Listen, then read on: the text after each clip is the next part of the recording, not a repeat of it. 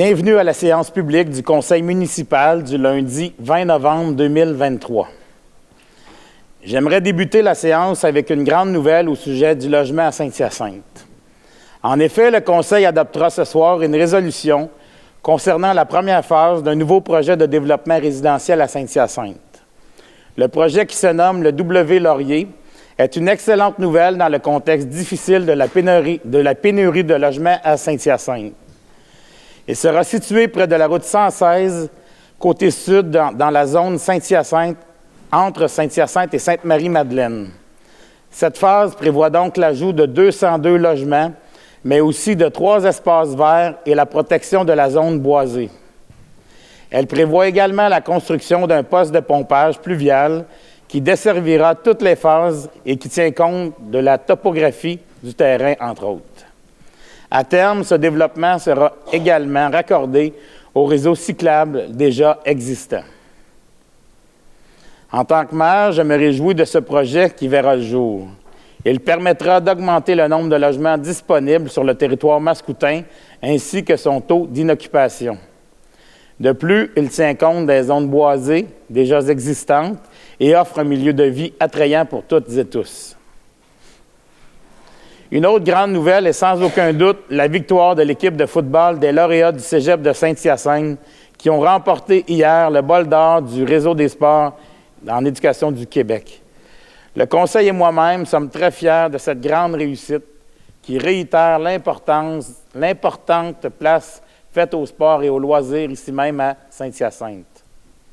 J'aimerais féliciter tous les joueurs, évidemment, mais aussi tout le personnel entraîneur de soutien pour cette grande victoire.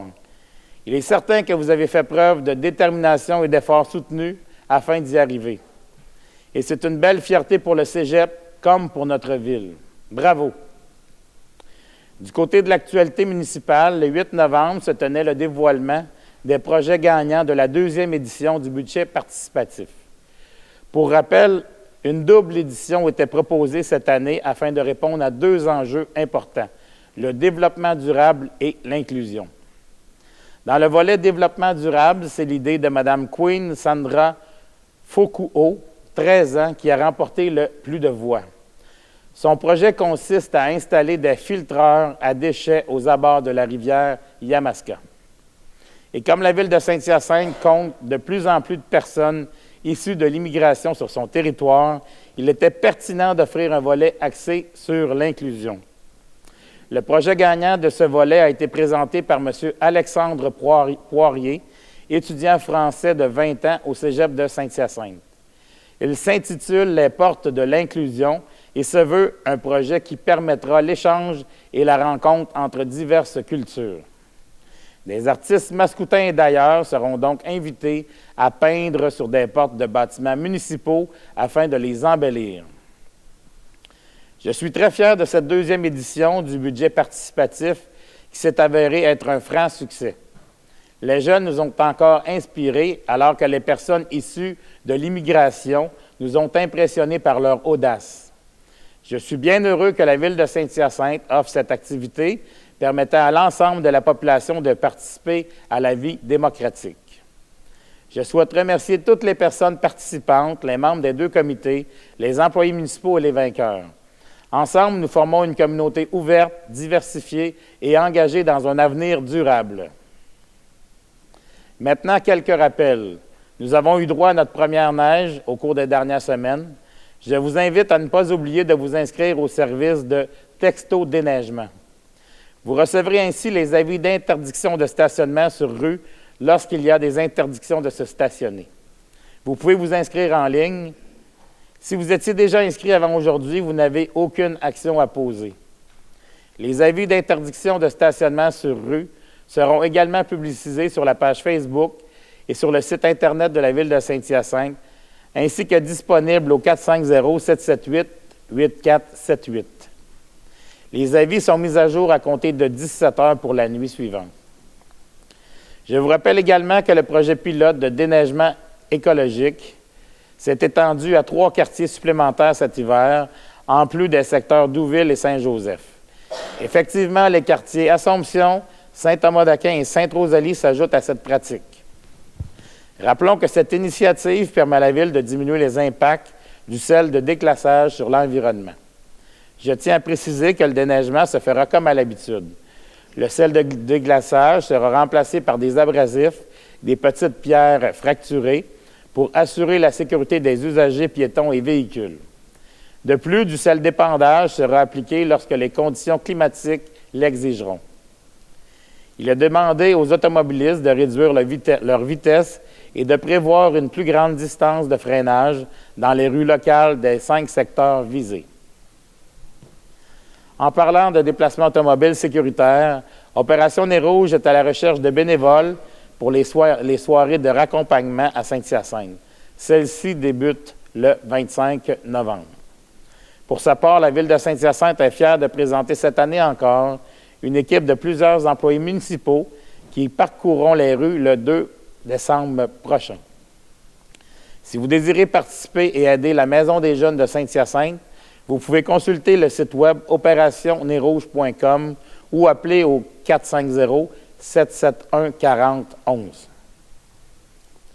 En plus de la prudence sur les routes, la période des fêtes est également marquée par la collecte des denrées non périssables organisée par la Moisson Saint-Hyacinthe. La Moisson Mascoutaine, désolé. Afin d'aider les plus démunis, l'activité du Grand Partage Mascoutin aura lieu le dimanche 3 décembre prochain. Préparez vos dons en argent ou vos sacs de denrées pour les bénévoles qui feront du porte-à-porte. De son côté, la grande guignolée des médias se déroulera sur les artères principales le jeudi 7 décembre prochain. Des bénévoles des médias et d'autres entreprises participantes seront présents sur des coins de rue importants pour y récolter les dons monétaires ou alimentaires des automobilistes. Donnez généreusement. J'aimerais poursuivre avec un point d'information sur une mesure temporaire qui affectera légèrement les heures d'ouverture de certains services municipaux. Vous n'êtes pas sans savoir que la pénurie de main-d'œuvre touche encore beaucoup d'employeurs au Québec. L'ensemble de nos équipes n'y échappe pas et plusieurs postes restent encore à pourvoir. Le temps que ces postes vacants soient pourvus et que nos équipes soient de nouveau complètes, il a été décidé d'ajuster les heures d'ouverture de certains services. Ainsi, pour une période indéterminée, mais temporaire, je vous rappelle, le comptoir de la perception, la cour municipale et les services juridiques seront fermés entre midi et 13 heures. Le comptoir de l'accueil de l'Hôtel de Ville demeurera toutefois ouvert. Je termine en insistant sur le fait que cette mesure est temporaire. Merci de votre compréhension. Les nouveaux bulletins municipaux sont en ligne sur le site Internet de la Ville. Lisez Au rythme de Saint-Hyacinthe pour en connaître davantage sur les actualités municipales et retrouver la programmation hivernale dans le loisir. Nos bulletins sont aussi disponibles en copie papier dans plusieurs édifices municipaux. Finalement, l'approche de la période hivernale marque aussi la fermeture temporaire de l'éco-centre, et ce, jusqu'en avril prochain. Vous avez donc jusqu'au 26 novembre, du vendredi au dimanche, pour y déposer vos résidus de construction, peinture, huile, pneus, bois et autres items dans le respect de l'environnement. L'éco-centre est situé au 1880 rue Brouillette à Saint-Hyacinthe. Il est accessible sans frais, sous présentation d'une preuve de résidence pour les citoyens qui résident dans les municipalités membres de la régie. Du même coup, notez qu'à compter du mois de décembre, la collecte des matières organiques, le bac brun, aura lieu une fois par mois jusqu'en avril. J'attire maintenant votre attention sur la campagne 2023 des 12 jours d'action contre la violence faite aux femmes qui arrive à grands pas. Cette année encore, elle aura lieu du 25 novembre au 6 décembre.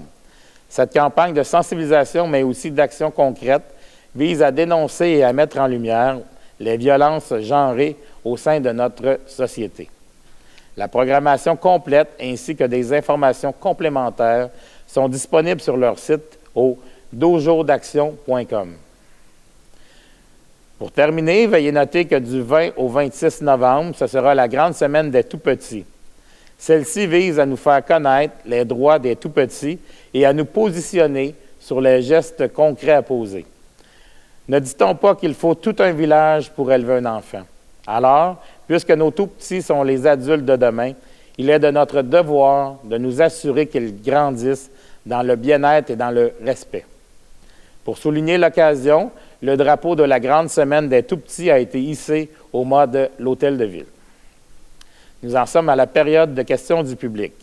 Pour cette période, les citoyens peuvent nous joindre par le formulaire disponible sur le site Internet de la Ville de Saint-Hyacinthe avant le vendredi précédant la séance. Ils peuvent aussi se présenter en séance publique. Ce soir, nous allons prendre les questions reçues par Internet parce qu'on n'a pas de citoyens dans la salle. La question numéro 1 provient de M. Gary Daigneault.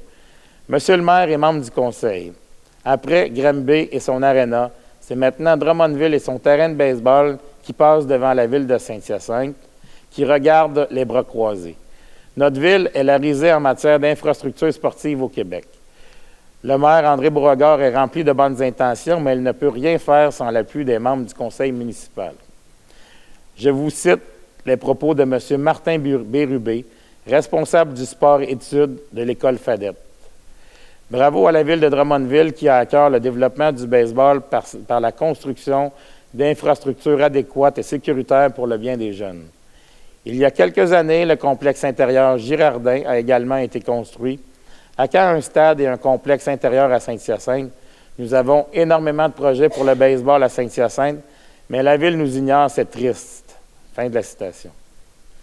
M. Daigneault poursuit son message en affirmant que, sauf Bernard Barré et David-Olivier Huard, les hommes et femmes autour de la table n'ont aucun intérêt et surtout aucune connaissance en sport. Quand allez-vous prendre au sérieux les propositions faites par M. Martin Bérubé, dont les demandes sont tout à fait raisonnables? Merci pour votre question, M. Daigneault. Dans un premier temps, je vous rassure, tous les élus ont non seulement un intérêt réel, mais aussi des connaissances en matière de sport. Cependant, face à la longue liste de demandes de nos organismes et citoyens, que ce soit en matière de logement social et aide aux démunis, en matière de sport, de culture, de loisirs et j'en passe, il est impossible de répondre favorablement à chacun. Le gazon a toujours l'air plus vert chez le voisin et je comprends très bien votre désir d'avoir des installations de baseball modernes et adaptées. Vous parlez à un converti. Mais compte tenu du contexte économique actuel et dans l'étendue des besoins criants dans une multitude de secteurs, la Ville a déjà pris des engagements financiers non négligeables en matière de baseball. Dans le nouveau programme triennal d'immobilisation de Saint-Hyacinthe, plusieurs investissements en sont prévus en ce qui a trait aux loisirs et notamment pour le baseball. D'abord, la mise à niveau des terrains de baseball qui avait débuté en 2021 se poursuivra en 2024. Au total, ce sont 437 000 $ qui seront injectés pour la construction d'abris pour les enclos des joueurs, ainsi qu'une réfection des terrains de Sainte-Rosalie, Saint-Thomas-d'Aquin et Douville. Ensuite, le Conseil a choisi de réserver une enveloppe budgétaire d'un peu plus de 400 000 $ pour le développement d'un programme fonctionnel et technique d'un nouveau terrain de baseball synthétique de calibre junior et adulte. Il est donc faux de dire que la Ville ne fait rien pour le baseball. Ces investissements 2024, qui sont les plus élevés parmi tous les sports, reflètent la volonté d'offrir des infrastructures de qualité. Les autres sports ne sont pas laissés pour compte non plus. Pour le hockey, nous avons fait le choix de rénover entièrement l'aréna LP Gaucher. Ce vaste chantier de mise à niveau a déjà entraîné des investissements de plusieurs millions et, pour finaliser le tout, il en faudra près de 11 millions additionnels au cours des prochaines années. À cela s'ajoutent les investissements effectués il y a quelques années dans le centre multisport CA Gauvin pour accueillir nos organismes sportifs responsables de la boxe, du judo, de l'haltérophilie et nos gymnastes. Ces infrastructures n'ont rien à envier à celles des villes voisines. Et on pourrait allonger cette liste en parlant notamment du Centre aquatique des Jardins ou de notre partenariat avec le Cégep pour l'utilisation des piscines intérieures et pour celle du terrain synthétique de football. D'ailleurs, la Ville est un partenaire financier de premier plan pour les aménagements de terrains et d'infrastructures sportives qui sont utilisés par les écoles de Saint-Hyacinthe. Je pourrais vous dresser une belle liste de terrains synthétiques, de patinoires, de deck hockey et pavillons et autres infrastructures municipales sportives qui sont utilisés quotidiennement par nos étudiants dans un contexte scolaire. Et je vous épargne, messieurs Dagneault et de Bérubé, les investissements de 2,6 millions que la Ville devra faire en 2024 pour financer un terrain qu'elle doit céder gratuitement au centre de services scolaires pour y ériger une école. Ce genre d'obligation qui a été pelletée dans la cour des municipalités par le gouvernement du Québec vient amputer un budget déjà difficile à boucler et laisse moins de place pour la modernisation et le développement de nos propres infrastructures, dont celles liées au sport. Dans un tel contexte, dire que les élus ne font rien et ignorent les besoins du milieu est réducteur. Le Conseil a fait plutôt des choix avisés dans la mesure où nos investissements doivent respecter la capacité de payer des contribuables, ce qui n'est pas évident dans le contexte inflationniste actuel.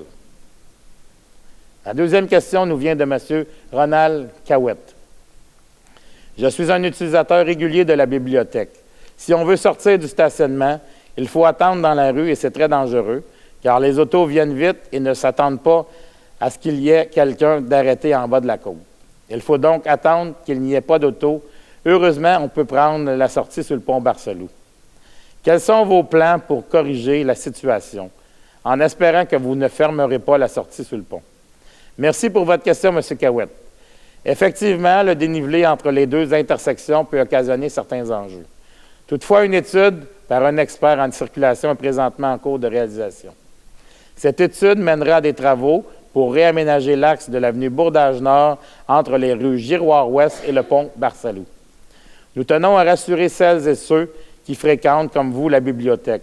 Ce projet de réaménagement sera conforme aux normes et rendra les déplacements sécuritaires. Il faut toutefois préciser que le projet de réaménagement de la promenade Gérard-Côté ainsi que l'aménagement de la place des spectacles rendront éventuellement inévitable la fermeture de la bretelle Marguerite-Bourgeois sur le pont Barcelou.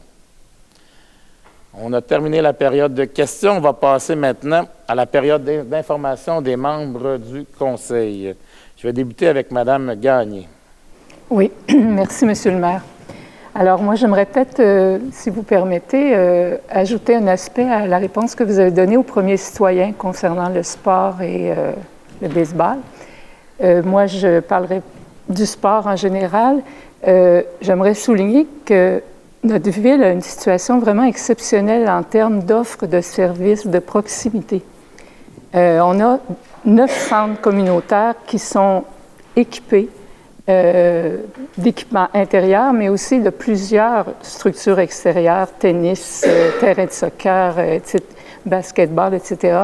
Je pense que ça a été une décision qui a été prise il y a probablement une trentaine d'années, d'orienter les services vers des services au cœur de la vie des citoyens.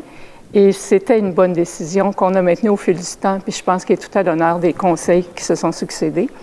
Et c'est drôle parce que maintenant, c'est tout à fait dans la vision des meilleures pratiques urbanistiques, de créer des pôles de services aux citoyens qui soient près de leur domicile. Alors voilà, c'était ma première intervention. La deuxième concerne la grande semaine des tout-petits qu'on vit actuellement.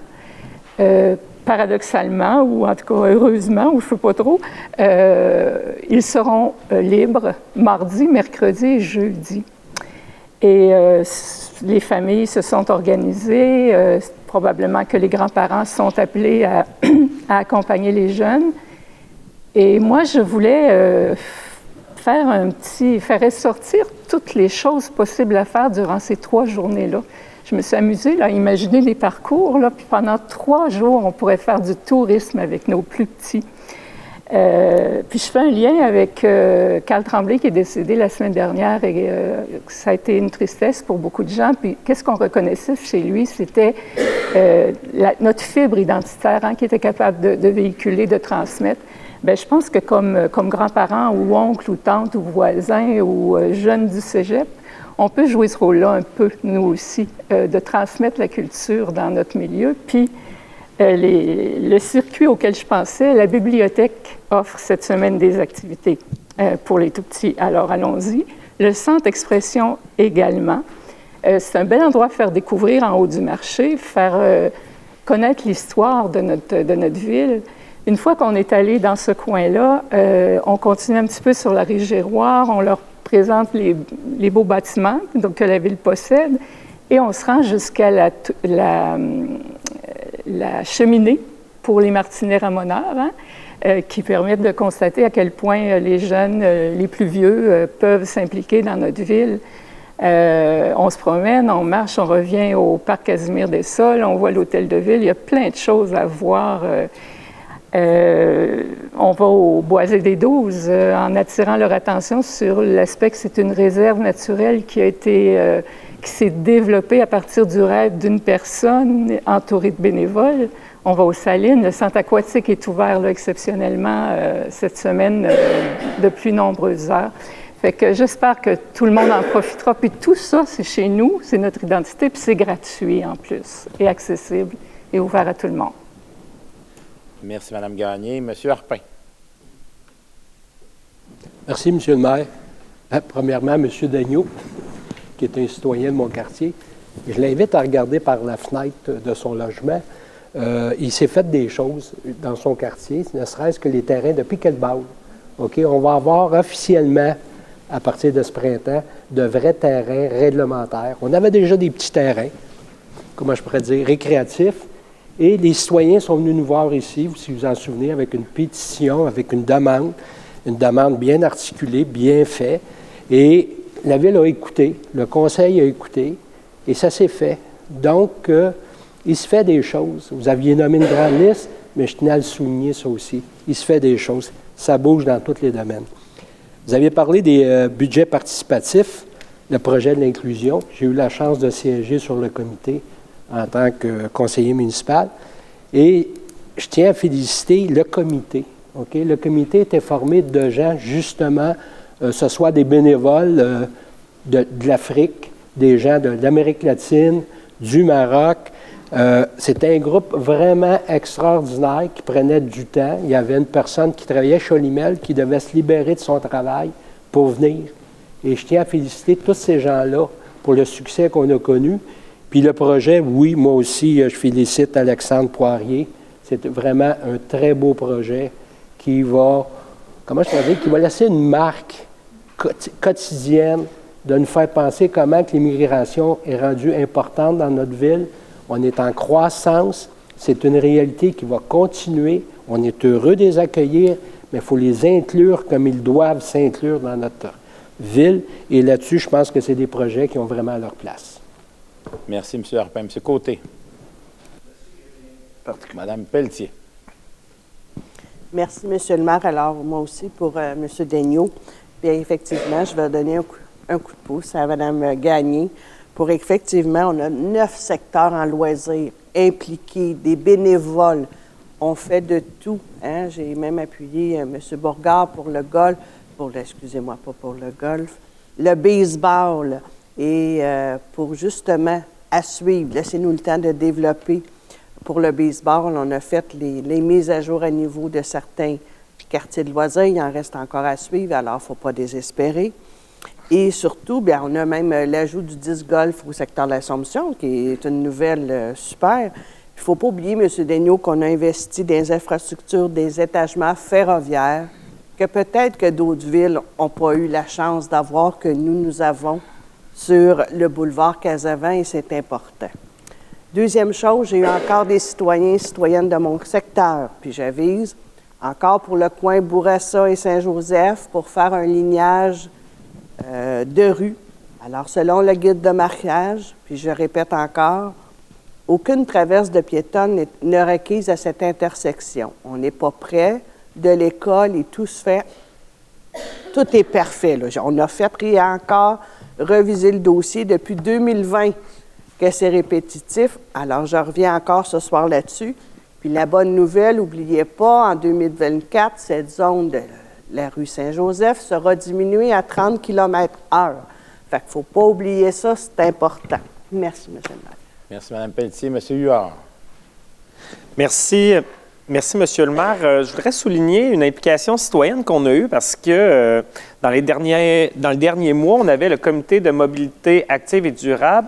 Bien, le comité, il recrutait 3 membres citoyens. Puis quand on est arrivé pour voir les candidatures, on n'a pas encore sélectionné les membres, mais il y a quand même 20 citoyens qui se sont impliqués, qui ont déposé leur nom, qui sont intéressés à la mobilité de notre ville. Je trouve que c'est un signal clair que la population nous envoie, comme quoi c'est important d'avoir une ville mobile et active. 20 candidatures, c'est pas rien parce que souvent, on a des comités qu'on recherche des citoyens, puis là, on fait aller nos réseaux de contacts. Mais là, des citoyens qui veulent s'impliquer, moi, je suis emballé de travailler avec ces citoyens-là. Je voulais revenir aussi sur les propos de M. Daigneault. Bien, moi, je suis prêt à rencontrer M. Bérubé n'importe quand. Il sait où me trouver, puis ça va être super bien.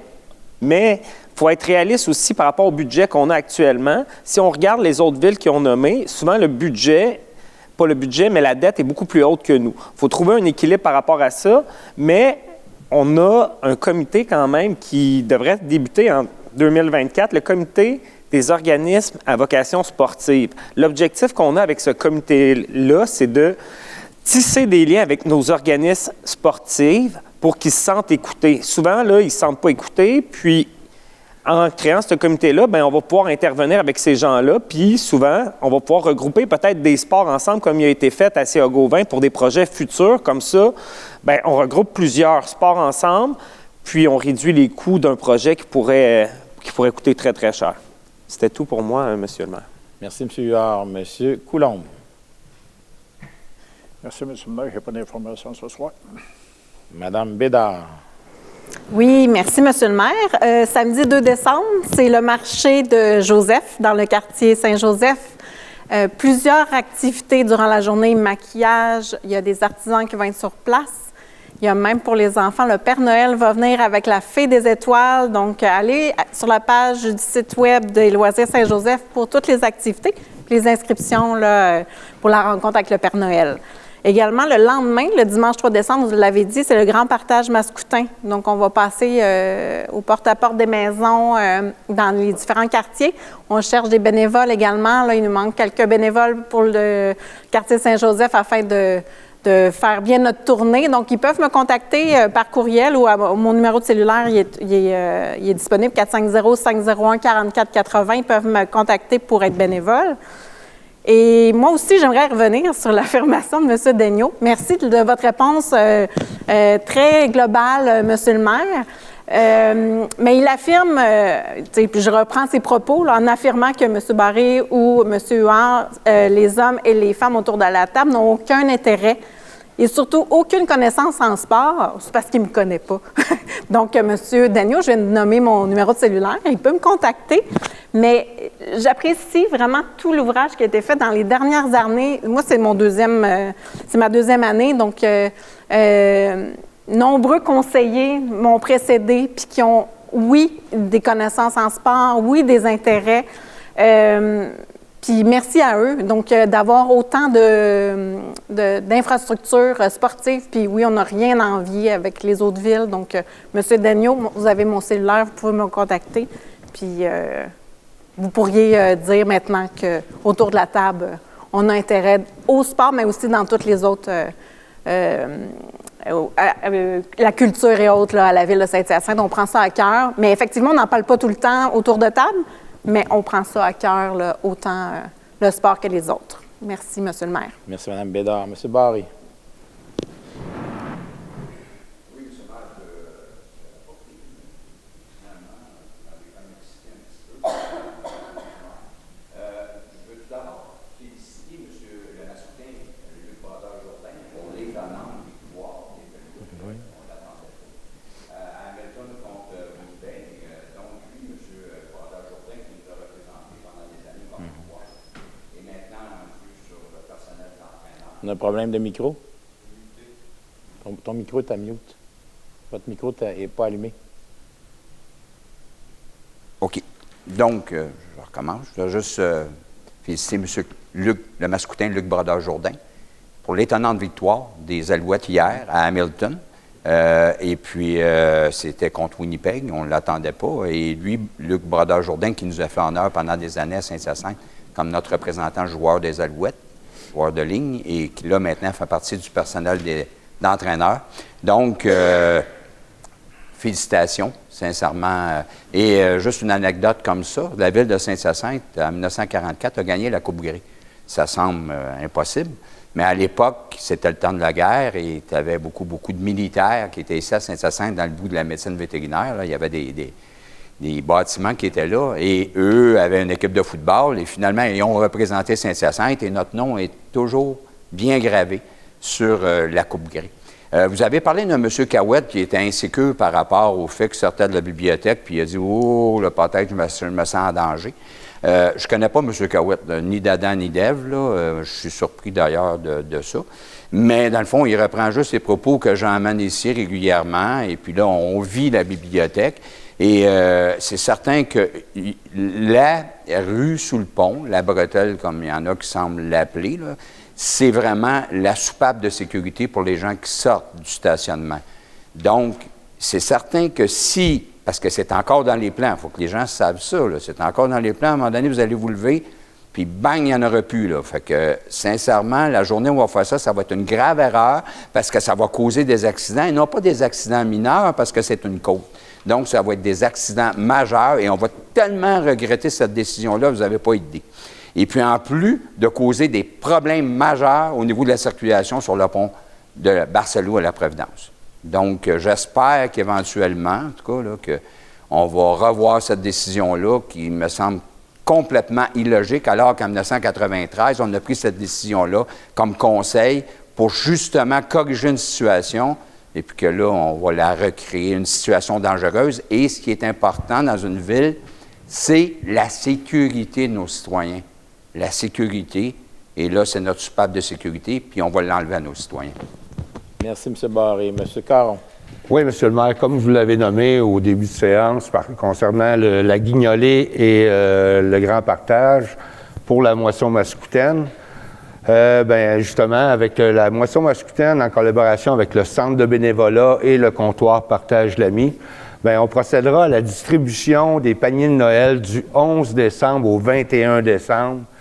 Fait que toute personne qui vit dans la MRC des Mascoutins et qui sont prises avec des difficultés, pourront communiquer au Centre de bénévolat au 773-4966, poste 21 ou poste 30, ou encore appeler au comptoir Partage l'Ami au 774-0494. Monsieur le maire, suite aux propos de mon collègue de la Providence, cette décision-là qui a été prise par le conseil de fermer cette bretelle-là, c'est dans la perspective des aménagements qu'on va faire au niveau de la promenade Gérard-Côté, aller de la place des spectacles jusqu'à la bibliothèque. On a vécu pendant une période de plusieurs mois, M. le maire, sans avoir accès à cette bretelle-là. Et, aux grandes dames, j'ai même pas eu une plainte durant toute cette période-là des gens qui avaient des problèmes suite à cette fermeture-là. Puis, comme qui a été nommé à plusieurs reprises, une étude est en train de se faire par rapport à l'aménagement de ce secteur-là, justement pour faciliter la circulation. Effectivement, il y a des aménagements à se faire, mais il faudra être patient et on va prendre le temps de faire bien les choses avec les projets qu'on a décidé de faire pour ce secteur-là. Merci, M. le maire. Merci, M. Caron. On en est rendu maintenant à notre ordre du jour. Le point 3, adoption de l'ordre du jour. M. Coulombe. Merci, M. le maire. Je propose d'adopter l'ordre du jour de la présente séance tel que soumis. Merci, M. Coulombe. C'est appuyé par M. Caron et c'est adopté à l'unanimité. Le point 4, approbation des procès-verbaux des séances ordinaires et extraordinaires du 6 novembre 2023. Mme Bédard. Merci, M. le maire. Donc, je propose ce qui suit, d'approuver les procès-verbaux des séances ordinaires et extraordinaires du 6 novembre 2023 et d'en autoriser la signature par les personnes désignées à cet effet. Merci, Mme Bédard. C'est appuyé par Mme Pelletier. C'est adopté à l'unanimité. Le point 5, c'est le dépôt des déclarations d'intérêt pécuniaire des membres du Conseil. Mme Lagreffière, Mme Poirier. Oui, merci, M. le maire. Donc, j'invite le Conseil à prendre acte du dépôt du rapport daté du 16 novembre 2023, à l'effet que tous les membres du Conseil municipal ont dûment déposé leur déclaration d'intérêt pécuniaire, conformément à l'article 357 de la Loi sur les élections et les référendums dans les municipalités. Merci, Mme Lagreffière. Le point 6, C'est l'approbation de la liste des comptes. Madame Pelletier. Merci, M. le maire. Alors, je propose ce qui suit, d'approuver la liste des comptes pour la période du 1er novembre au 14 novembre 2023 comme suit. 1. Fonds d'administration, 3 51 331 et 9 sous. 2. Fonds de dépenses en immobilisation, 2 360 743 et 48 sous, pour un total de 5 412 074 et 57 sous.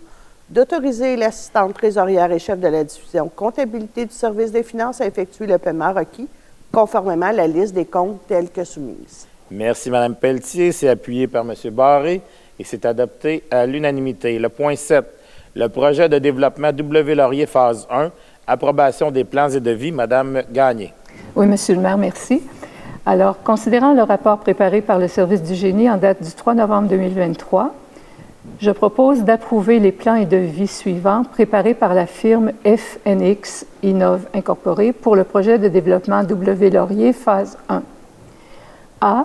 Plan de génie civil portant les numéros C01, 02 à 04, 07 et 09, datés du 6 janvier 2020 et révisés respectivement en date des 16 décembre 2021, 27 avril 2023 et 18 octobre 2023. B. Les plans d'éclairage de rue portant les numéros E01, E02, E03, datés du 20 octobre 2022. C. Le plan d'aménagement du bassin de rétention portant le numéro F01, daté du 6 janvier 2020 et révisé en date du 18 octobre 2023. D. Les plans de mécanique de procédés portant les numéros MP01, MP02, datés du 6 janvier 2020 et révisés respectivement en date des 18 octobre 2023 et 27 avril 2023. Merci, Mme Gagné. C'est appuyé par M. Huard et c'est adopté à l'unanimité. Le point 8, terrain Saint-Hyacinthe SEC, entente relative à la réalisation de la phase 1 du projet développement W. Laurier, autorisation de signature, M. Harpin. Merci, M. le maire. Considérant le rapport préparé par le service du génie en date du 3 novembre 2023, je propose d'autoriser la conclusion de l'entente relative à la réalisation de la phase 1 du projet de développement W. Laurier à intervenir entre la Ville de Saint-Hyacinthe et la société Terrain Saint-Hyacinthe SEC, telle que soumise, d'autoriser le maire ou en son absence ou incapacité d'agir, le maire suppléant et la directrice des services juridiques ou en son absence ou incapacité d'agir, la greffière a signé pour et au nom de la Ville de Saint-Hyacinthe cette entente ainsi que les actes de cession et de servitude à intervenir. Merci, M. Harpin. C'est appuyé par M. Huard et c'est adopté à l'unanimité. Le point 9, le projet de développement W. Laurier, phase 1, mandat à consultant, M. Huard. Merci, M. le maire. Considérant le rapport préparé par le service du génie en date du 3 novembre 2023, en conséquence, je propose qu'il suit de mandater la firme FNX Innov Incorporée relativement à la surveillance des travaux à être réalisés dans le cadre du projet de développement W. Laurier, phase 1. Les honoraires de la dite firme pour ce mandat sont établis à un montant maximal de 94 854,38 taxes incluses, conformément à l'entente promoteur à intervenir. Ces honoraires sont remboursables par le promoteur à la Ville de Saint-Hyacinthe dans la proportion établie à cette entente, d'autoriser le directeur du service du génie à signer pour et au nom de la Ville de Saint-Hyacinthe tout document afin de donner application à la présente résolution. Merci, M. Huard. C'est appuyé par Mme Gagné et c'est adopté à l'unanimité. Le point 10, achat de différents produits chimiques utilisés pour le traitement des eaux, regroupement d'achat, autorisation de dépenses 2023-094-G-RA, Mme Bédard. Oui, merci, M. le maire. Considérant la résolution 23-431, adoptée le 3 juillet 2023, par laquelle le conseil municipal a confirmé l'adhésion de la Ville de Saint-Hyacinthe au regroupement d'achats relatifs à la fourniture et à la livraison de produits chimiques pour le traitement des eaux, mis en place par l'Union des municipalités du Québec. Considérant que lors de son adhésion, la Ville de Saint-Hyacinthe a transmis ses besoins à l'égard des 4 lots suivants. Lot 1C, là, ça va être compliqué, là, tous les termes. Hypochlorite de sodium, 12 %, du chlore liquide en vrac. Le lot 2D, sulfate d'aluminium à l'une, 48,8 % en vrac. Le lot 3B, sulfate ferrique, 12,5 % en vrac. Le lot 4B, hydroxyde de sodium, la soude caustique en solution liquide à 50 % en vrac. Considérant qu'il y a lieu de procéder à l'autorisation des dépenses découlant du présent contrat, considérant la recommandation du service des finances datée du 13 novembre 2023, en conséquence, je propose ce qui suit. D'autoriser les dépenses suivantes découlant des contrats octroyés par l'Union des municipalités du Québec dans le cadre du regroupement d'achats relatifs à la fourniture et à la livraison de produits chimiques pour le traitement des eaux, le tout conformément aux termes et conditions de leur soumission et du devis. 1. À la société Javel Boisfranc Incorporée pour le lot 1C pour les régions 16 et 17 pour la période s'échelonnant du 1er janvier au 31 décembre 2024, contrat estimé à un coût total de 593 050 $ et 25 sous, taxes incluses selon un prix unitaire de 72 sous par litre, avant taxe. 2. À la société Produits chimiques Chemtrad Canada Limités pour le lot 2D pour les régions 5, 16 et 17 pour la période s'échelonnant du 1er janvier 2024 au 31 décembre 2025, contrat estimé à un coût total de 921 943 $ et 14 sous, taxes incluses, selon un prix unitaire de 0,2615 sous par kilogramme liquide avant taxe pour l'année 2024 et un prix unitaire de 0,2713 sous ou dollars par kilogramme liquide avant taxe pour l'année 2025. Le point 3, à la société Chemira Water Solutions Canada Inc. pour le lot 3B pour les régions 5, 8, 14, 15 et 16 pour la période s'échelonnant du 1er janvier 2024 au 31 décembre 2025, contrat estimé à un coût total de 740 439 $, taxes incluses selon un prix unitaire de 0,314 sous par kilogramme liquide avant taxe pour l'année 2024 et un prix unitaire de 0,33 sous. 0,33 $, en tout cas, 33 sous, ça fait 33 sous par kilogramme liquide avant taxe pour l'année 2025.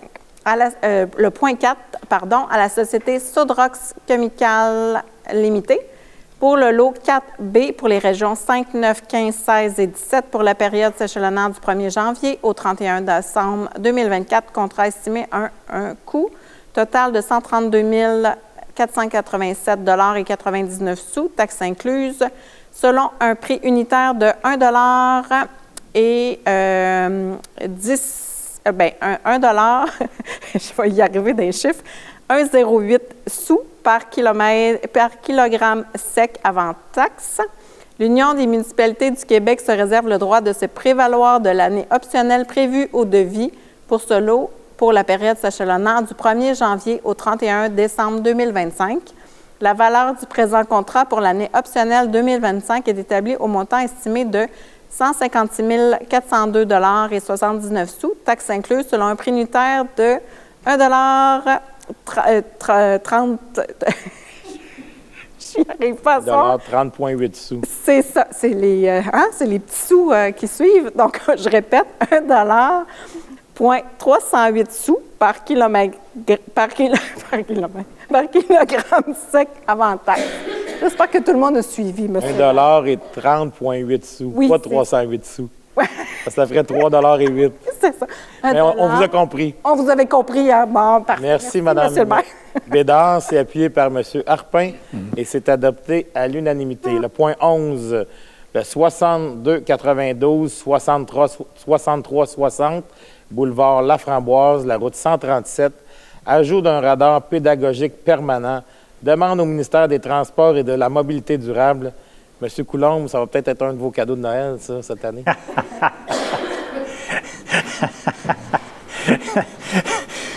Merci, M. le maire. Vous m'enlevez les mots de la bouche pratiquement. C'est un plaisir pour moi de faire cette résolution-là. Je ne sais pas si je vais avoir quelques décorations de Noël l'autre bord du viaduc, secteur nord, avant que le Père Noël arrive, mais si le ministère des Transports répond rapidement à cette demande-là, on pourrait peut-être faire une coupure de ruban, parce que ça fait quand même quelques années que je l'attends.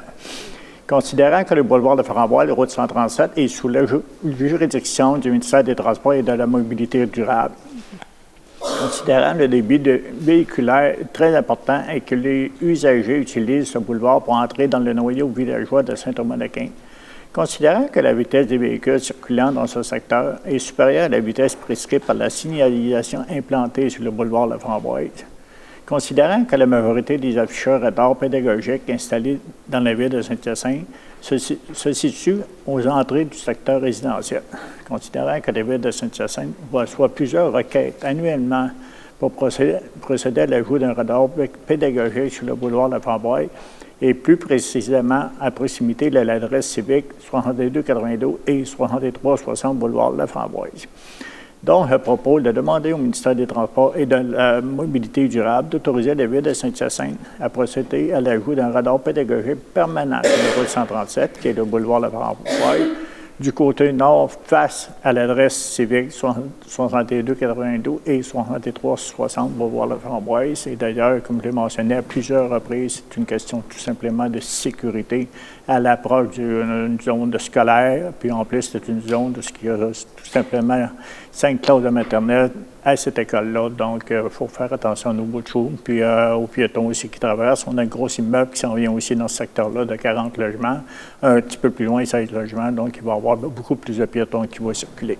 Merci, M. le maire. Merci, M. Coulombe. C'est appuyé par M. Côté et c'est adopté à l'unanimité. Le point 12, service professionnel en ingénierie, mise aux normes de l'usine d'épuration. L'avenant numéro 4 au contrat 2020-005-B, autorisation d'une dépense supplémentaire, modification de la résolution 20-512. M. Côté. Oui, M. le maire, citoyen.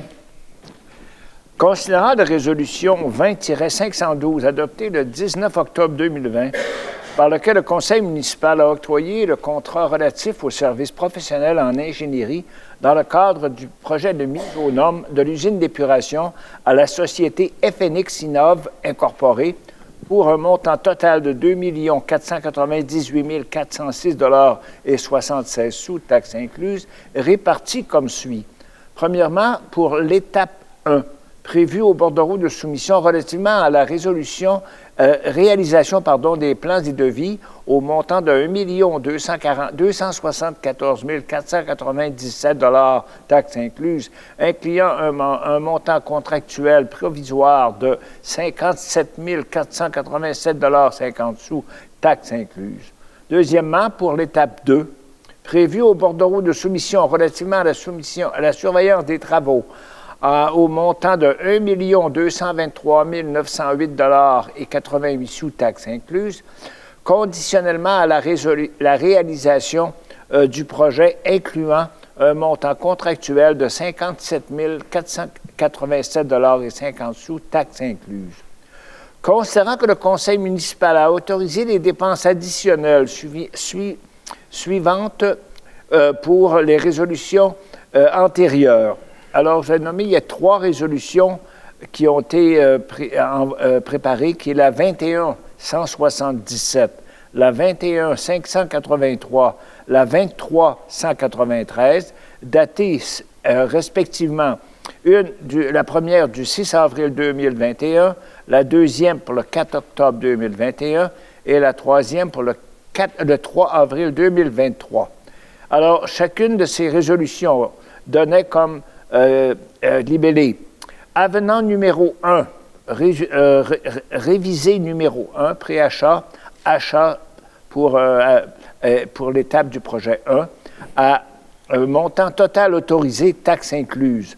Premièrement, première étape, première résolution, je devrais dire, 102 000 et 44 et 6 sous.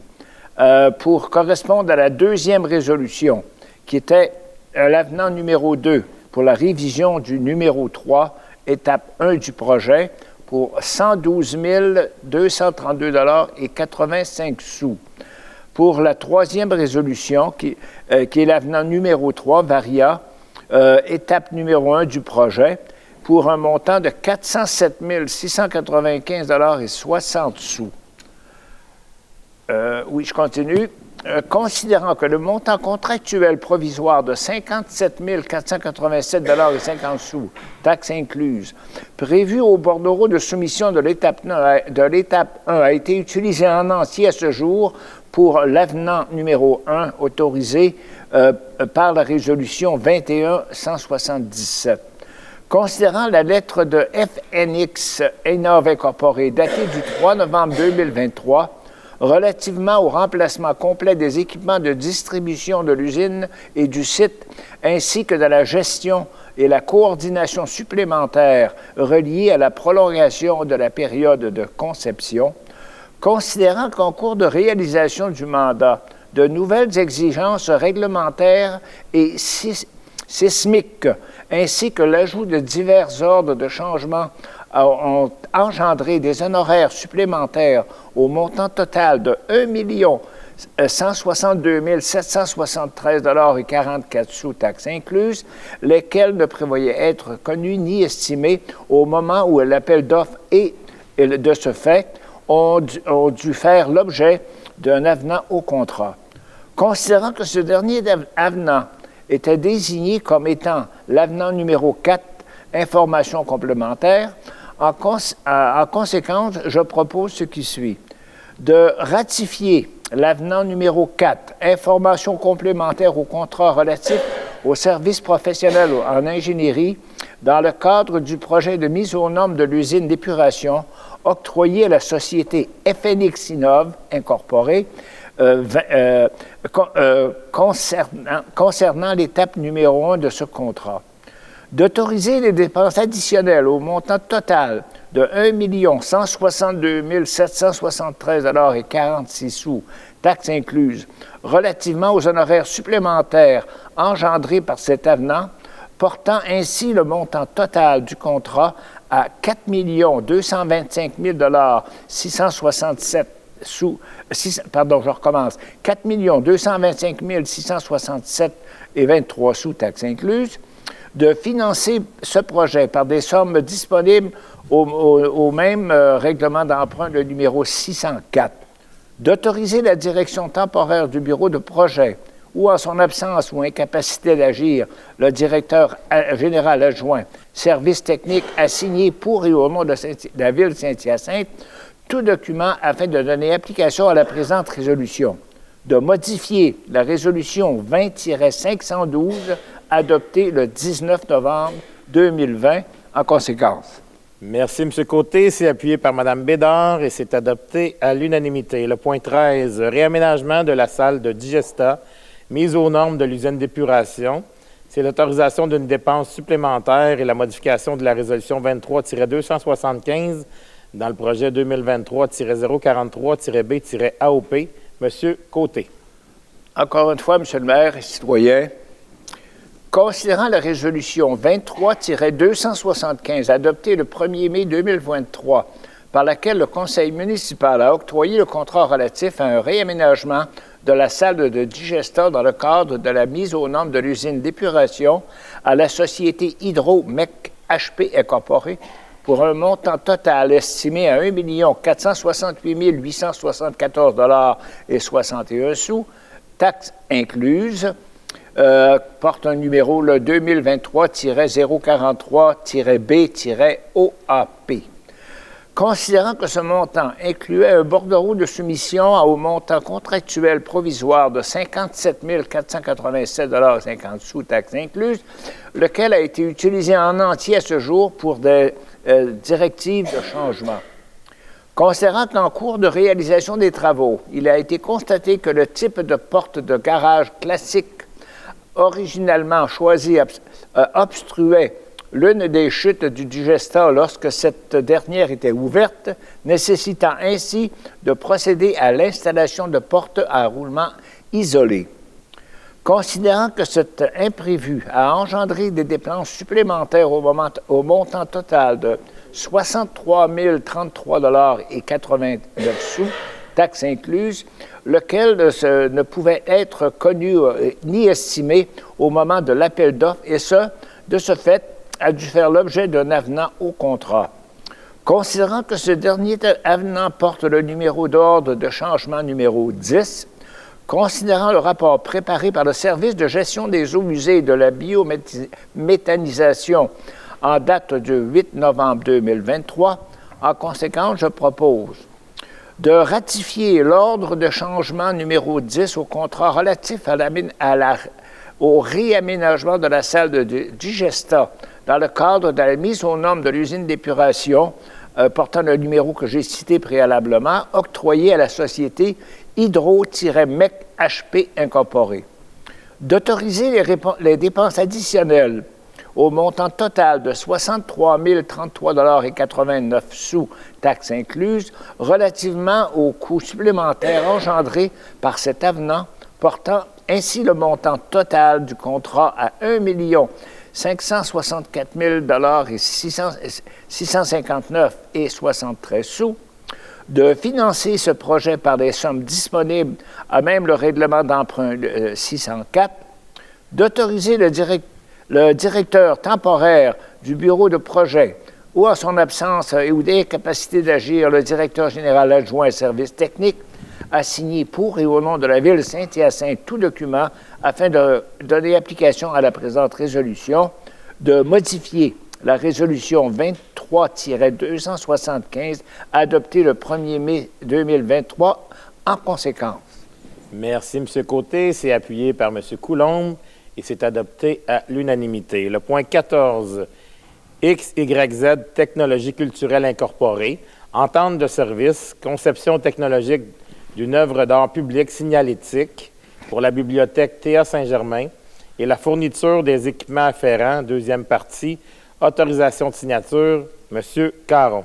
Oui, Monsieur le maire. Considérant la résolution 22-468, adoptée le 4 juillet 2022, par laquelle le Conseil municipal a autorisé la conclusion de l'entente de service expertise conseil pour la création conceptuelle d'une œuvre d'art numérique au pôle culturel, analyse des besoins et accompagnement professionnel, première partie, entre la Ville de Saint-Hyacinthe et la société XYZ Technologie culturelle incorporée, considérant qu'il y a lieu de conclure une seconde entente afin d'octroyer un mandat pour la conception et la fourniture des équipements technologiques nécessaires à la réalisation de l'œuvre d'art publique signalétique, laquelle sera située à l'entrée de la bibliothèque Théa Saint-Germain se trouvant sur l'avenue Bourdage-Nord. Considérant la recommandation du service des loisirs datée du 13 novembre 2023. En conséquence, je propose d'autoriser la conclusion de l'entente de service conception technologique d'une œuvre d'art publique signalétique pour la bibliothèque Théa Saint-Germain et la fourniture des équipements afférents. Deuxième partie, à intervenir entre la Ville de Saint-Hyacinthe et la société XYZ Technologie culturelle incorporée telle que soumise. D'autoriser le maire ou en son absence ou incapacité d'agir le maire suppléant et la greffière ou en son absence ou incapacité d'agir la greffière adjointe à signer pour et au nom de la Ville de Saint-Hyacinthe cette entente. Merci, M. Caron. C'est appuyé par Mme Gagné et c'est adopté à l'unanimité. Le point 15, Centre d'histoire de Saint-Hyacinthe incorporé, entente de service, mise en récit historique de l'œuvre d'art publique signalétique de la bibliothèque Théa Saint-Germain. Autorisation de signature, Mme Gagné. Merci, Monsieur le maire.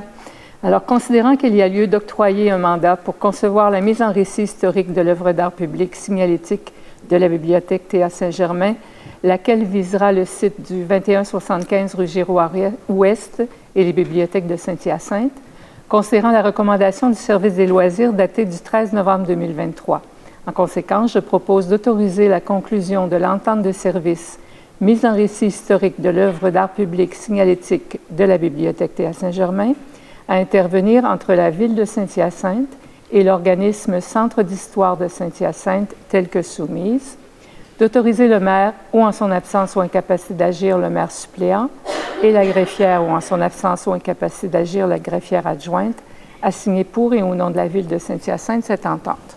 Merci, Mme Gagné. C'est appuyé par M. Caron et c'est adopté à l'unanimité. Le point 16, ressources humaines, directeur général du service de sécurité, directeur adjoint du service de sécurité incendie, embauche M. Coulombe. Merci, M. le maire. Je propose d'embaucher M. Stéphane Massot, poste de directeur adjoint du service de sécurité incendie, échelon 3 du grade 6 de la politique de rémunération des cadres, le tout conformément aux conditions suivantes. 1. D'établir la date d'entrée en fonction de M. Massé en date du 4 décembre 2023. 2. De soumettre M. Massé à une période d'essai de 6 mois. 3. De permettre à M. Massé de bénéficier des mêmes conditions de travail que celles applicables à l'ensemble du personnel de cadre de la ville de Saint-Hyacinthe. D'ailleurs, nous souhaitons la bienvenue à M. Massé à la ville de Saint-Hyacinthe. Merci, M. Coulombe. C'est appuyé par M. Côté et c'est adopté à l'unanimité. Le point 17, ressources humaines, directeur du service des finances et trésorier par intérim, promotion, Mme Pelletier. Merci, M. le maire. Alors, je propose ce qui suit, de promouvoir Mme Sylvie Gué au poste de directrice du service des finances et trésorerie par intérim pour la période s'échelonnant rétroactivement du 31 octobre 2023 au 8 décembre 2023, le tout conformément aux conditions suivantes. 1. De fixer la rémunération de Mme Gué à compter de sa nomination à l'échelon 1 du grade 8 de la politique de rémunération des cadres. 2. De permettre à Mme Gué de bénéficier des mêmes conditions de travail que celles applicables à l'ensemble du personnel cadre de la ville de Saint-Hyacinthe. Mme Gué, je vous remercie beaucoup de votre attitude positive pour le remplacement du directeur des services des finances qui, malheureusement, nous a déjà quittés pour une autre ville. Alors, nos cadres sont importants. Merci beaucoup, Mme Gué. Merci, Mme Pelletier. C'est appuyé par M. Caron et c'est adopté à l'unanimité. Le point 18, ressources humaines, réseau Conseil des sages, Montérégie Incorporé, intérim à la direction du service des finances, autorisation de signature, M. Caron. Oui, M. le maire. Je propose d'approuver le contrat de service à durée indéterminée à intervenir entre la ville de Saint-Hyacinthe et le réseau des sages Montérégie Incorporé visant à retenir les services de M. Jean-Pierre Bouchard à titre de directeur du service des finances et trésorier par intérim à compter du 11 décembre 2023, le tout conformément aux conditions prévues à l'offre de service professionnel datée du 9 novembre 2023 telle que soumise. D'autoriser la directrice des ressources humaines ou en son absence ou incapacité d'agir, la directrice générale à signer pour et au nom de la ville de Saint-Hyacinthe cette offre de service professionnel. D'autoriser M. Bouchard à signer les chèques et effets négociables et ce, pour et au nom de la ville de Saint-Hyacinthe, conformément aux pouvoirs qui lui sont conférés par l'article 100.1 de la loi sur les cités et villes, et ce, à compter du 11 décembre 2023, et pour la durée du présent contrat de service.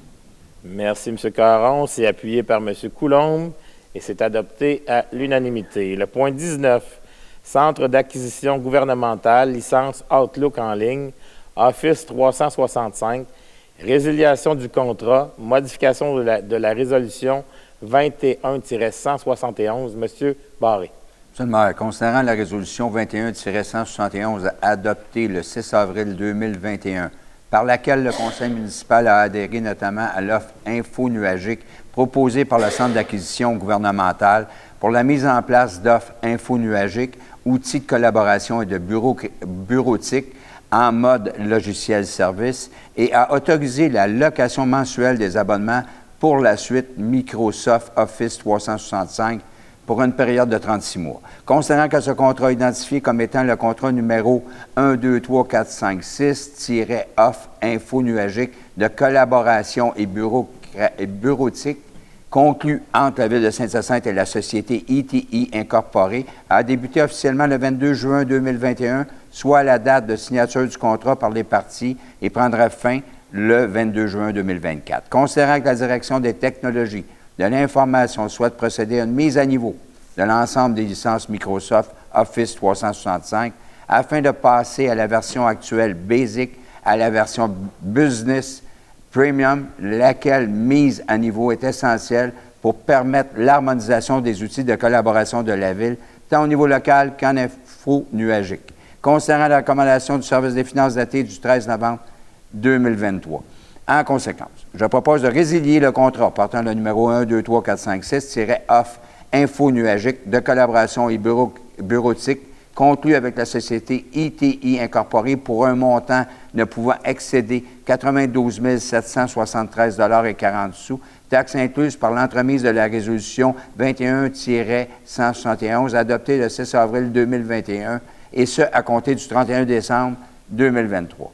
D'autoriser le directeur des technologies de l'information ou à son absence ou incapacité d'agir, la directrice générale adjointe communication et services aux citoyens, à signer pour et au nom de la Ville de Saint-Hyacinthe tout document afin de donner application à la présente résolution. De modifier la résolution 21-171 adoptée le 6 avril 2021 en conséquence. Merci, M. Barré. C'est appuyé par M. Harpin et c'est adopté à l'unanimité. Le point 20. Ministère de la cybersécurité et du numérique, entente cadre EC-021002, service info-nuagique pour l'utilisation de logiciels bureautiques et d'outils collaboratifs offerts par Microsoft. C'est l'octroi de contrat 2023-136-TI-GG. Madame Pelletier. Merci, M. le maire. Considérant que l'article 573.3.2 de la loi sur les cités et villes permet à toute municipalité de se procurer tout bien meuble ou tout service auprès du ministre de la cybersécurité et du numérique ou par son entremise, considérant que ce même article permet également à toute municipalité de conclure une entente de gré à gré avec tout fournisseur ou prestataire du service info-nuagique qui appartient d'une entente cadre conclue avec le MCN.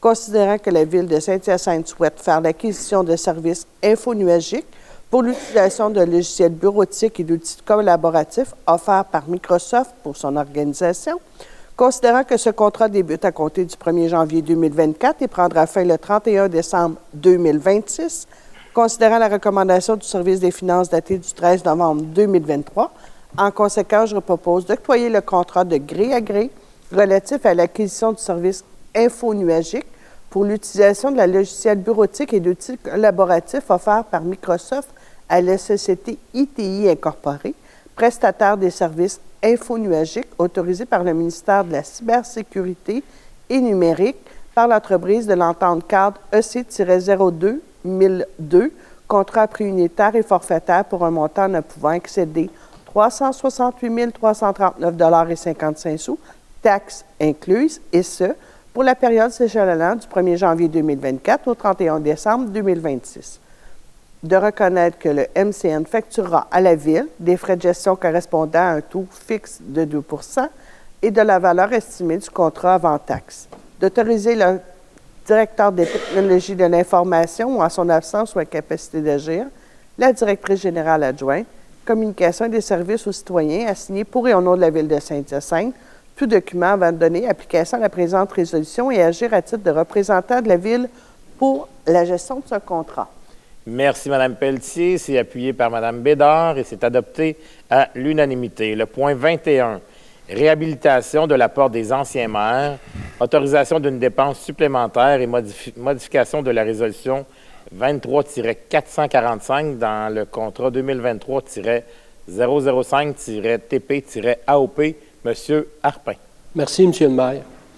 Considérant la résolution 23-445 adoptée le 3 juillet 2023, par laquelle le conseil municipal a octroyé le contrat relatif à la réhabilitation de la porte des anciens maires, à la société Maçonnerie Rainville et Frères Incorporés pour un montant total estimé de 1 903 411,13 $, taxes incluses, considérant que ce contrat incluait au bordereau de soumission un montant contractuel provisoire de 103 937,40 $, taxes incluses, considérant qu'en cours de réalisation, l'adjudicataire, je m'étais dit de faire attention à ce mot-là, a avisé la Ville que la brique sélectionnée au plan et devis n'était plus disponible en raison du bris du four du fabricant, considérant qu'il a été nécessaire de trouver un modèle de brique similaire en remplacement et de procéder à des travaux de teinture.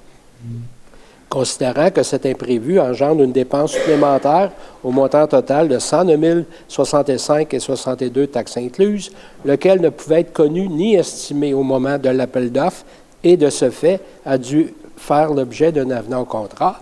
Considérant que ce dernier avenant constitue la demande de changement numéro 17004, entre parenthèses R4, considérant que cette dépense supplémentaire est payable en partie par l'entremise du montant contractuel provisoire total prévu au bordereau de soumission, dont un solde au montant de 100 715,90 demeure inutilisé à ce jour.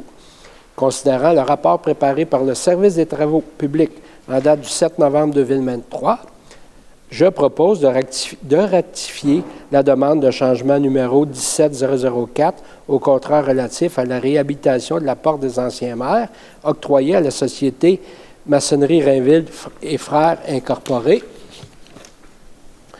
d'autoriser le financement de cette dépense additionnelle au montant de 109 065,62 taxes incluses, en partie par le prélèvement du montant de 100 715,90, à même le montant contractuel provisoire prévu au bordereau de soumission, portant ainsi le montant total du contrat à 1 911 760,85 taxes incluses, de financer en partie ce projet par les sommes disponibles à même le règlement d'emprunt 682, d'autoriser le directeur du service des travaux publics ou en son absence ou incapacité d'agir, le directeur général adjoint service technique à signer pour et au nom de la Ville de Saint-Hyacinthe tout document afin de donner application à la présente résolution, d'autoriser une enveloppe budgétaire supplémentaire au montant de 90 000 taxes incluses permettant d'assurer le paiement d'autres dépenses imprévues pour assurer la complétion des travaux, de modifier la résolution 23-445 adoptée le 3 juillet 2023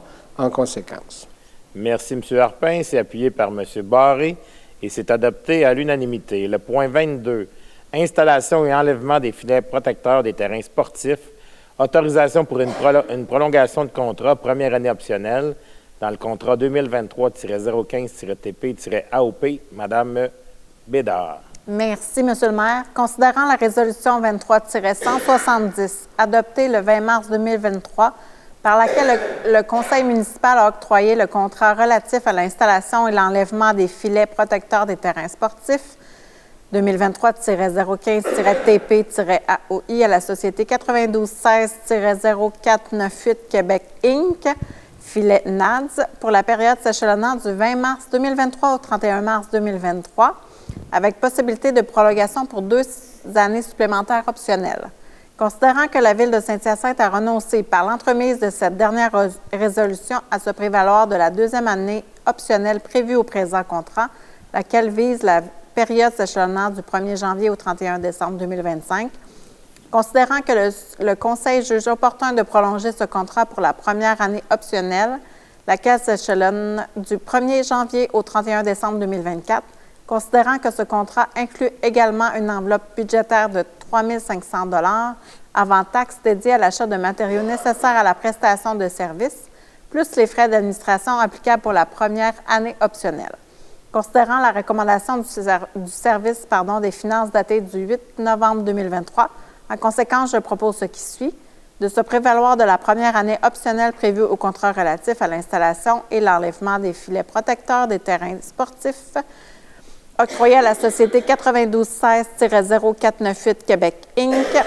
par l'entremise de la résolution 23-170 adoptée le 20 mars 2023, soit pour la période s'échelonnant du 1er janvier au 31 décembre 2024, contrat à prix unitaire et forfaitaire estimé à un coût total de 30 985,76 sous, taxes incluses, le tout conformément aux termes et conditions de sa soumission et du devis. Merci, Mme Bédard. C'est appuyé par M. Coulombe et c'est adopté à l'unanimité. Le point 23, achat de chlorure utilisé comme abat-poussière, achat regroupé 2023-142-TP-RA, mandat à l'Union des municipalités du Québec, M. Caron. Oui, Monsieur le maire, considérant que la Ville de Saint-Hyacinthe a reçu une proposition de l'Union des municipalités du Québec de préparer en son nom et au nom de plusieurs autres municipalités intéressées un document d'appel d'offres pour un achat regroupé de produits utilisés comme abat-poussière AP 2024. Considérant que l'article 29.9.1 de la loi sur les cités et villes permet à une organisation municipale de conclure avec l'UMQ une entente ayant pour but l'achat de matériel Précise que les règles d'adjudication des contrats par une municipalité s'appliquent aux contrats accordés en vertu du présent article et que l'UMQ s'engage à respecter ces règles. Précise que le présent processus contractuel est assujetti au règlement numéro 26 sur la gestion contractuelle de l'UMQ pour ses ententes de regroupement, adopté par le conseil d'administration de l'UMQ. Considérant que la proposition de l'UMQ est renouvelée à chaque appel d'offres du regroupement sur une base volontaire, considérant que la Ville de Saint-Hyacinthe désire participer à cet achat regroupé pour se procurer le chlorure de calcium solide en flocons et le chlorure en solution liquide dans les quantités nécessaires pour ces activités. En conséquence, je propose de confirmer l'adhésion de la Ville de Saint-Hyacinthe au regroupement d'achat mis en place par l'Union des municipalités du Québec pour l'année 2024, potentiellement 2025 et 2026, et de confier à l'UMQ le processus d'appel d'offres visant à adjuger un contrat d'achat regroupé de produits utilisés comme abat poussière, chlorure de calcium solide en flocons, chlorure en solution liquide nécessaires aux activités de la Ville de Saint-Hyacinthe, de s'engager à fournir à l'UMQ les types et quantités de produits dont elle aura besoin en remplissant le formulaire d'inscription sur le portail et en retournant ce document à la date fixée afin de permettre à l'UMQ de préparer son document d'appel d'offres, de confier à l'UMQ la responsabilité de l'analyse des soumissions déposées et de ce fait, la Ville de Saint-Hyacinthe accepte que le produit à commander et à livrer sera déterminé à la suite de l'analyse comparative des produits définis au document d'appel d'offres. Que si l'UMQ adjuge un contrat, la Ville de Saint-Hyacinthe s'engage à respecter les termes de ce contrat, comme si elle avait contracté directement avec le fournisseur à qui le contrat est adjugé, lequel débute à la date de sa signature et prendra fin le 30 octobre 2024. Avec possibilité de prolonger 2 fois à la discrétion de l'UMQ, soit jusqu'au 30 octobre 2025, puis jusqu'au 30 octobre 2026. De reconnaître que l'UMQ recevra directement par l'adjudicataire, à titre des frais de gestion, un pourcentage du montant facturé avant taxe à chacun des participants. Ce taux est fixé annuellement et précisé dans le document d'appel d'offres. De transmettre une copie de la présente résolution à l'Union des municipalités du Québec, d'autoriser la chef de la division approvisionnement à signer tout document pour et au nom de la Ville de Saint-Hyacinthe afin de donner application à la présente résolution. Merci, M. Caron. C'est appuyé par Mme Bédard et c'est adopté à l'unanimité. Le point 24, Régie intermunicipale d'Acton et des Mascoutins, bac roulant 2024, achat regroupé, M. Barré. Seulement, considérant que la Ville de Saint-Hyacinthe a signé l'entente permettant la constitution de la Régie intermunicipale d'Acton et des Mascoutins, considérant les différents services de gestion des matières résiduelles mis en place par la Régie intermunicipale d'Acton et des Mascoutins ci-après la Régie, concernant l'enlèvement des matières recyclables, des matières organiques et des résidus domestiques. Considérant que, pour des fins d'économie d'échelle, la Régie propose à ces municipalités membres d'acquérir des bacs roulants par l'entremise d'un achat regroupé. Considérant la résolution 23-091, adoptée le 25 octobre 2023 du Conseil d'administration de la Régie, laquelle autorise cette dernière à procéder à un appel d'offres pour l'achat regroupé des bacs roulants pour l'année 2024.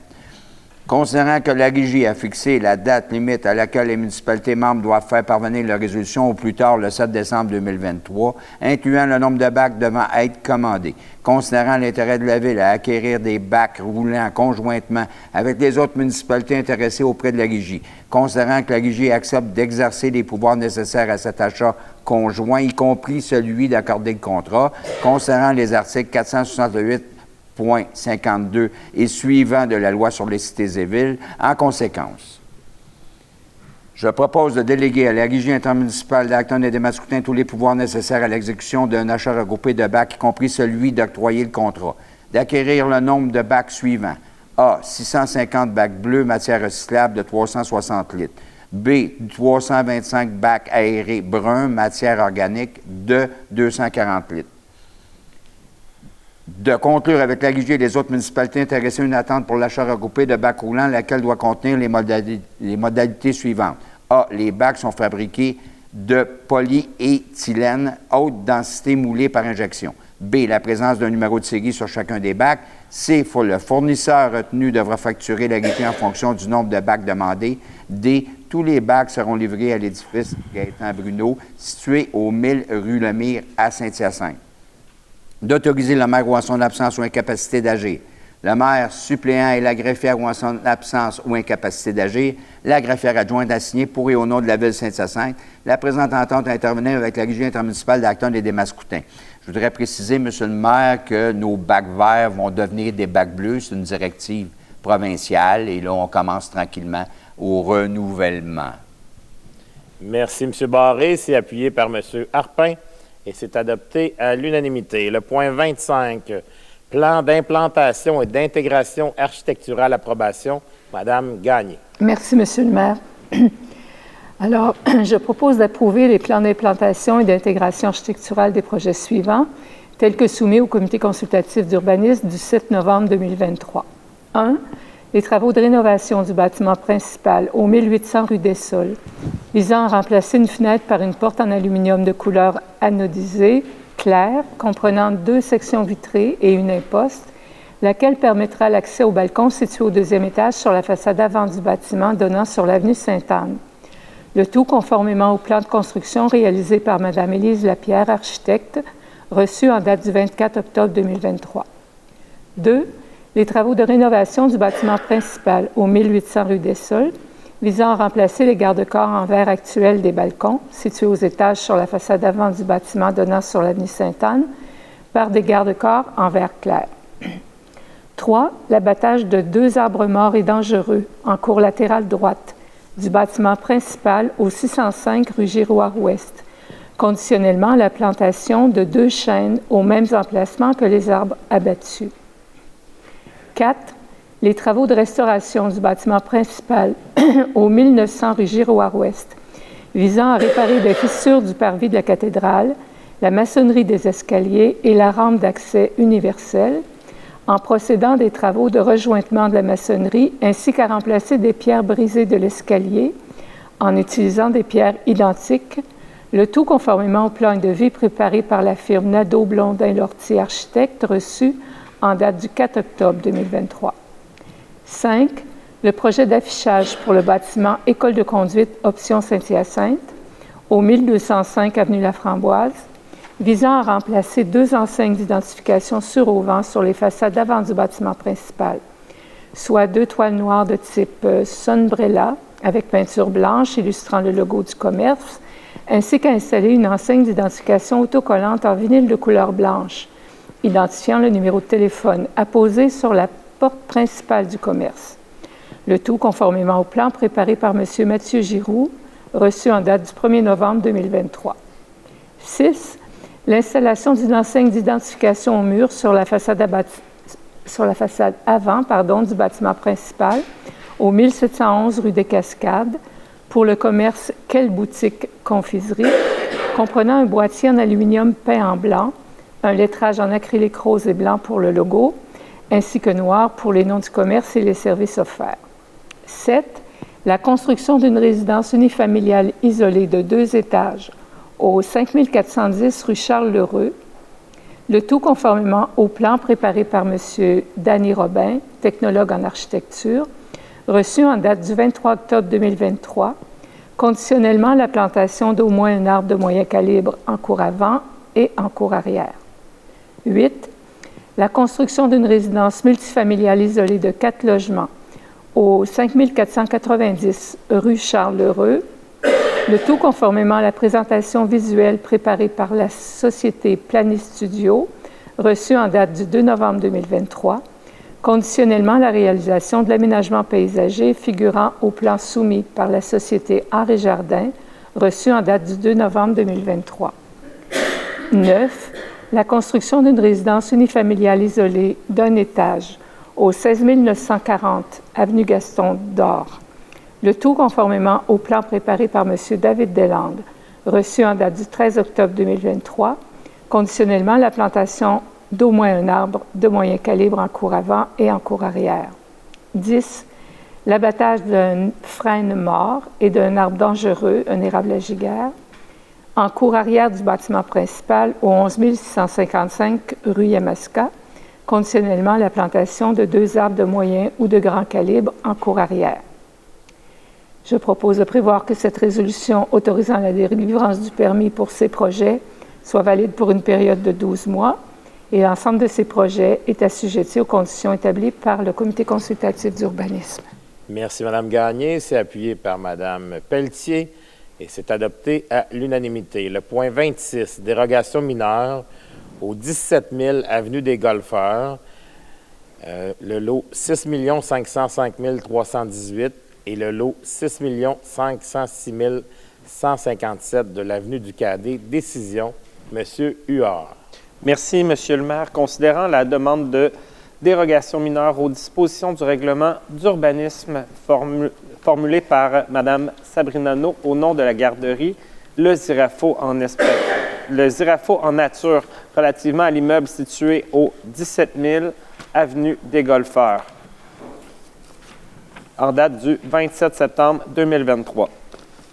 Il y avait 2 lots, excusez-moi, M. le maire. Il y avait le lot 6 505 318 et le lot 6 506 157. Considérant la recommandation du Comité consultatif d'urbanisme en date du 3 octobre 2023, considérant l'avis public diffusé le 31 octobre 2023 sur le site Internet de la Ville de Saint-Hyacinthe, invitant toute personne intéressée à se faire entendre lors de cette séance relativement à la présente demande de dérogation mineure. En conséquence, je propose qui suit d'accorder la demande de dérogation mineure pour l'immeuble 6 au 17 000 avenue des Golfeurs et pour le lot 6 506 157 avenue du Cadet dans le cadre de la construction d'une garderie, la garderie Le Zirafo en nature, visant l'aménagement de 18 cases de stationnement ayant les caractéristiques dérogatoires suivantes. A. Ces cases seront aménagées sur un terrain autre que le terrain où est situé l'usage qu'elles desservent, soit sur le lot 6 506 157 du cadastre du Québec, lequel lot ne sera pas greffé d'une servitude notariée et enregistré confirmant l'entente relative à l'usage des cases de stationnement pour toute la durée de l'usage tel que l'article 19.3 alinéa 2 du règlement d'urbanisme numéro 350 l'exige. B. Ces cases seront aménagées sur le terrain vacant alors que l'article 19.3 alinéa 3 du règlement d'urbanisme numéro 350 l'interdit. Le tout conformément à la demande soumise par la requérante en date du 27 septembre 2023 et conditionnellement à ce que ces cases de stationnement soient utilisées par la garderie 6 au 17 000 avenue des Golfeurs pour une durée maximale de 2 ans suivant la date de l'émission du certificat d'occupation pour cet établissement. Merci, M. Huard. C'est appuyé par Mme Gagné et c'est adopté à l'unanimité. Le point 27, adoption du règlement numéro 716, modifiant le règlement numéro 1, prescrivant les règles de régie interne du Conseil en ce qui a trait aux assemblées publiques de consultation. M. Côté. Oui, M. le maire, citoyen. Alors, je propose d'adopter le règlement numéro 716, modifiant le règlement numéro 1, prescrivant les règles de régie interne du Conseil en ce qui a trait aux assemblées publiques de consultation. Merci, M. Côté. C'est appuyé par M. Huard et c'est adopté à l'unanimité. Le point 28, le lot 6 564 448, l'avenue des Golfeurs, syndicat de la copropriété 4580 rue du Vert à Saint-Hyacinthe, acquisition par la Ville, autorisation de signature, M. Huard. Merci, M. le maire. Considérant le rapport préparé par les services juridiques en date du 15 novembre 2023, en conséquence, je propose d'approuver le projet d'acte de vente préparé par Maître David Trudeau-Lebeau, notaire, en date du 15 novembre 2023, par lequel la Ville de Saint-Hyacinthe achète du syndicat de la copropriété 580 rue du Vert, Saint-Hyacinthe. Le lot numéro 6 564 448 du cadastre du Québec. C'est sur l'avenue des Golfeurs pour un prix de 103 915 $ avant taxes applicables. De financer cette acquisition par les sommes disponibles, à même le règlement d'emprunt numéro 655 et finalement d'autoriser le maire ou en son absence ou incapacité d'agir, le maire suppléant et la directrice des services juridiques ou en son absence ou incapacité d'agir, la greffière à signer pour et au nom de la Ville de Saint-Hyacinthe cet acte de vente. Merci, M. Huard. C'est appuyé par M. Barré et c'est adopté à l'unanimité. Le point 29, les documents déposés par la greffière, Mme Poirier. Oui, merci, M. le maire. Donc, j'invite le Conseil à prendre acte du dépôt de la liste des salariés non permanents embauchés par la Ville de Saint-Hyacinthe en vertu de l'article 73.2 de la Loi sur les cités et villes et de l'article 3 du règlement numéro 263 concernant la délégation de pouvoir autoriser des dépenses et de passer des contrats, laquelle fait état de l'embauche d'un secrétaire au service des loisirs, d'un opérateur B à la voirie et d'une agente de bureau au service juridique. Merci, Mme la greffière. Le point 30, c'est la seconde période de questions. Il n'y a pas personne dans la salle présentement qui n'aura pas de questions. Le point 31, c'est la levée de la séance qui est proposée par M. Barré, appuyé par Mme Pelletier, de déclarer la levée de la séance à 20h01. La prochaine séance du Conseil municipal, séance publique du Conseil municipal, sera le lundi 4 décembre prochain. Merci beaucoup pour votre écoute et bonne fin de soirée à vous tous. Au revoir.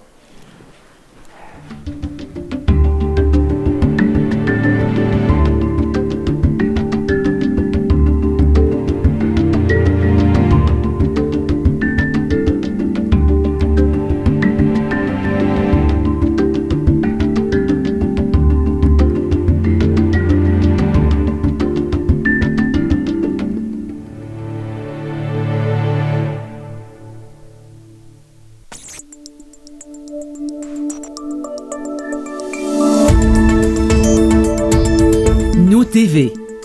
Ensemble pour notre communauté.